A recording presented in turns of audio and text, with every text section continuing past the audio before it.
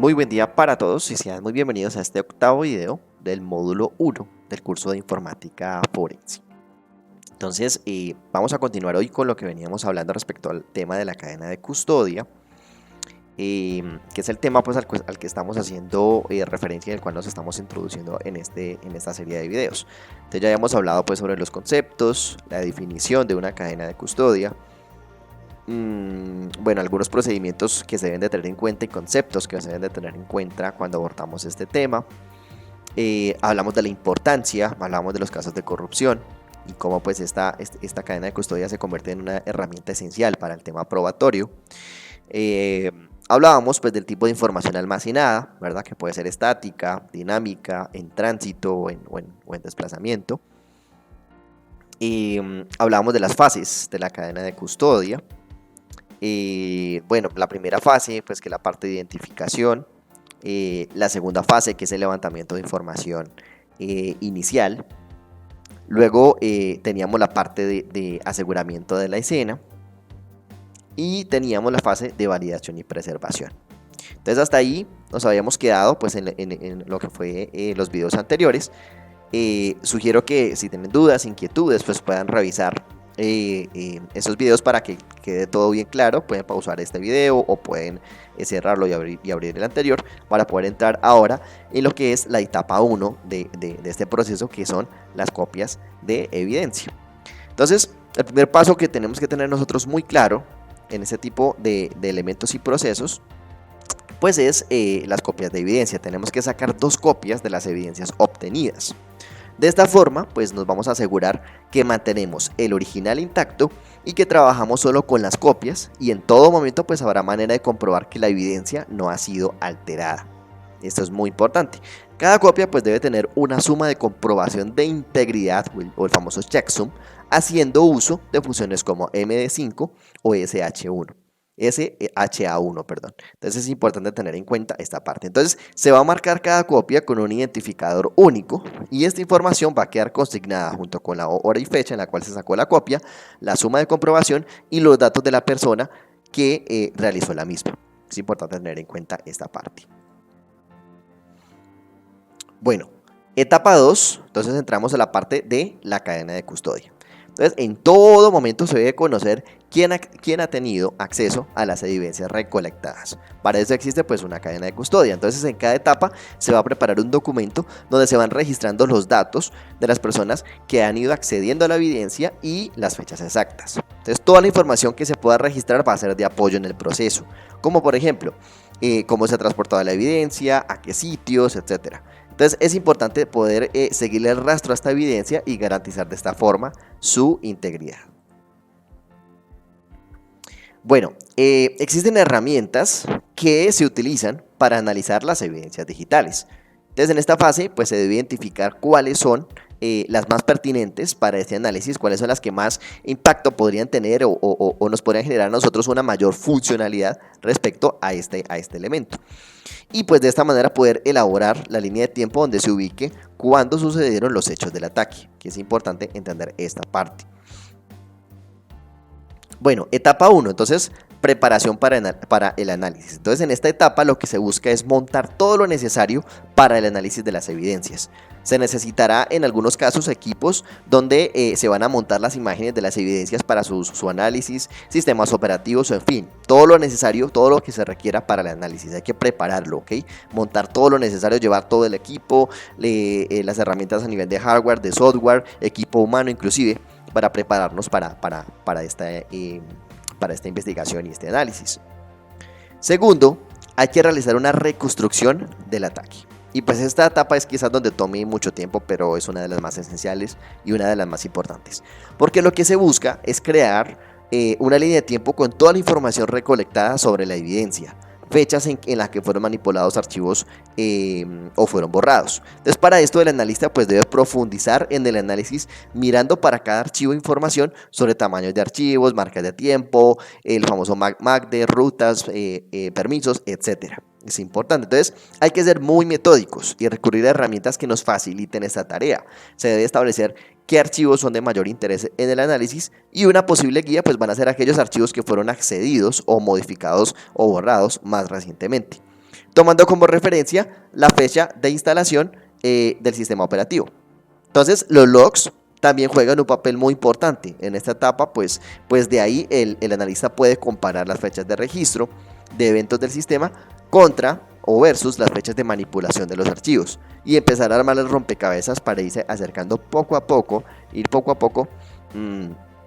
llegando a lo que va a ser el veredicto como tal. Bueno, la siguiente fase pues ya hace referencia a la determinación del ataque. Entonces, una vez que se haya determinado la línea de sucesos del ataque, se va a pasar a determinar el punto por el cual el atacante ingresó al sistema. Entonces, esto pudo ocurrir por accesos no controlados, al tener puertos abiertos en la red, por ejemplo, sistemas operativos desactualizados, ataques de fuerza bruta, si el ataque fue un ataque físico, entonces cómo se realizó, qué elementos se incurrió, en qué a nivel de hardware y software vulnerabilidades se explotaron. Bueno, todos esos detalles son importantes a tenerlos en cuenta cuando hablamos de la determinación del ataque. Bueno, habrá casos, obviamente, pues donde en lo que se solicita el analista esté la identificación del atacante. Entonces, en este caso, pues el analista va a hacer uso de herramientas para detectar de dónde provino el ataque, desde qué dirección IP y rastrear a quién pertenece. Entonces, bueno, el ataque provino desde X dispositivo en X ubicación porque gracias a su dirección IP podemos realizar un rastreo. Entonces, miren que aquí es importante esto porque en cierto análisis no solamente nos piden a nosotros poder identificar el ataque, quién lo realizó, cómo lo realizó, sino también la identificación de la persona que realiza el ataque, porque pues todo esto hace parte del desarrollo y del informe de un analista forense. Bueno, respecto a esto, hay una quinta etapa que nos habla sobre el perfil del atacante. Entonces hay distintos tipos de atacantes, los cuales pueden ser identificados según el tipo de ataque que hayan realizado. Entre ellos podemos los famosos hackers, los script kiddies y profesionales de informática que usan sus conocimientos para realizar el ataque. Aquí es importante entender esto. Hay otros tipos de atacantes que escapan pues como a la intención de este curso, pero hay otros tipos de atacantes que también podríamos tener en cuenta, como por ejemplo son los famosos atacantes de sombrero blanco, que son aquellos que atacan una empresa, una compañía con el fin de revisar las vulnerabilidades existentes y poder luego vender esta información, o pues ya están contratados por empresas para este tipo de cosas.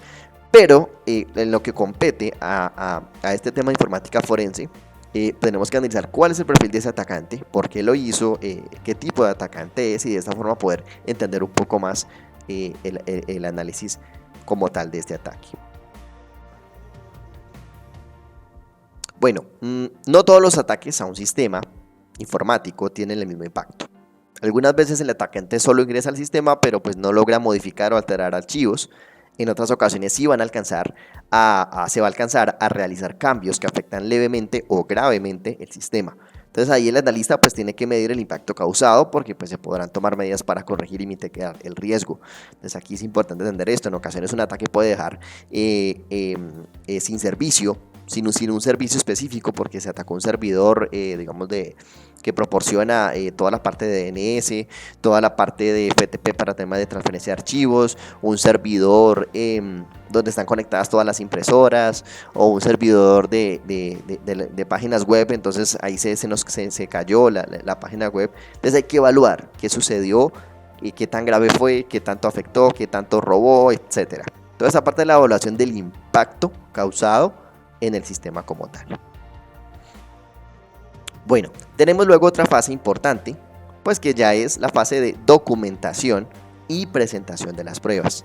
Entonces, esta fase pues consiste en documentar todos los pasos realizados sobre la evidencia para posteriormente realizar los informes técnicos. Entonces, aquí como etapa número 1 pues hay que usar formularios de registros del incidente. Entre otros pues tenemos que llenar los siguientes formularios.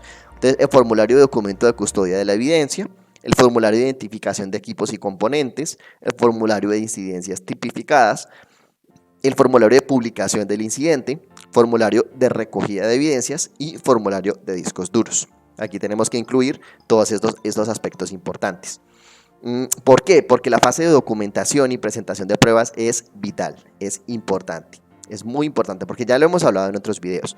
Gracias a esta fase de documentación y presentación de pruebas, es que podemos nosotros sacar adelante un proceso judicial, porque este es el informe, este informe es la herramienta que se utiliza dentro de un proceso legal para hacer válida o hacer correcta una prueba determinada. Bueno, y entramos acá a lo que es el segundo punto, que es la etapa 2 de este elemento, que es el informe técnico, que es justamente de lo que hablábamos. Después, este informe técnico consiste en elaborar un reporte con todos los aspectos técnicos del análisis efectuado. Entonces va a tener un perfil para ser entregado como soporte técnico dirigido a personal que conozca de los sistemas y que pueda manejar este tipo de lenguaje. ¿Sí? Entonces, a este informe técnico sí va obviamente con palabras, con elementos, con temas mucho más específicos, porque ya se supone que la persona que lo reciba va a conocer de este tema. Hablamos ahorita del informe anterior, donde ese informe pues se tiene que hacer con palabras mucho más amigables, mucho más entendibles para personas que no conozcan y que no sean expertas en el tema. Pero este informe técnico específico sí debe llevar todos los conceptos, todas las bases, las palabras fundamentales para que pues, las personas que lo reciban, como sabemos que son personas que conocen del tema, pues puedan revisarlo y no haya ninguna complicación al momento de entenderlo. Ok, continuamos acá. Tenemos ya la parte del informe ejecutivo. Entonces este informe pues va a ser mucho más sencillo en su presentación, empleando palabras mucho más entendibles, que es justamente lo que hablábamos ahorita, y que no están dirigidas a personal técnico. Entonces este documento se exponen los hechos ocurridos, ahí se exponen los hechos ocurridos durante el sistema que fue atacado. Entonces hagamos un repaso breve sobre los informes que se presentan. Entonces volvamos aquí, regreso acá en las slides, un momento acá. Entonces primero, lo que tenemos que hacer pues es documentar. Estamos en la fase de documentación de prueba. Recuerden que todo esto hace parte del tema de las etapas que estamos manejando dentro de un análisis. Y llegábamos a esta etapa de documentación y presentación de pruebas. Entonces, estando acá, recuerden que tenemos primero, como primera medida, que utilizar una serie de formularios, ¿cierto? Entonces, son los que ustedes están viendo ahí: documentos de custodia, formulario de identificación de equipos, incidencias tipificadas, publicación de incidentes, recogida de evidencias, formularios de discos duros, etc. Luego de hacer esto, entonces lo que ya nosotros procedemos a realizar es el informe técnico. Entonces, ya ahí pues lo que hacemos es una elaboración de un reporte con todos los aspectos del análisis efectuado. Este informe, pues como ya lo hablamos ahorita, tiene que ser muy detallado y específico, porque esperamos que la persona que lo reciba tenga el conocimiento para poder entenderlo. Entonces ahí no vamos a guardar nada, vamos a explicarlo de una forma profesional y técnica. Pero viene otro informe que hay que presentar también, que es el ejecutivo. Obviamente este pues sí tiene que ser mucho más sencillo en su presentación, tiene que tener palabras más entendibles, porque está dirigido a un personal que no es técnico. Sí, es un personal que no va a entender si le hablamos en términos de cadena de custodia, si le hablamos en términos de extracción de archivos, encriptación, y muchas cosas más que podemos confundirlo. Entonces ahí sí hay que ser bastante claros y concisos con eso. Pero acá en este informe pues lo que hacemos nosotros es exponer los hechos ocurridos en el sistema atacado. Entonces, por eso es importante tener en cuenta estos elementos y estos puntos, pues para al momento de presentar este tipo de informes se puedan presentar de la forma correcta y sobre todo que sirvan como herramienta probatoria para un proceso judicial como tal. Muy bien, hasta aquí entonces este punto y este video. Vamos a analizar entonces en los siguientes módulos o los siguientes videos, de este módulo. Vamos a analizar lo que son ya las vertientes de un análisis forense. Vamos a dar algunos aspectos importantes sobre estos temas y cómo podemos prepararnos para lo que son análisis, reconstrucción de ataques y otros elementos importantes. Agradezco mucho su atención, gracias por estar con nosotros a lo largo de estos videos. Por favor, continúen con nosotros para continuar con los demás temas. Que tengan un excelente día y nos vemos entonces en un próximo video. Hasta pronto.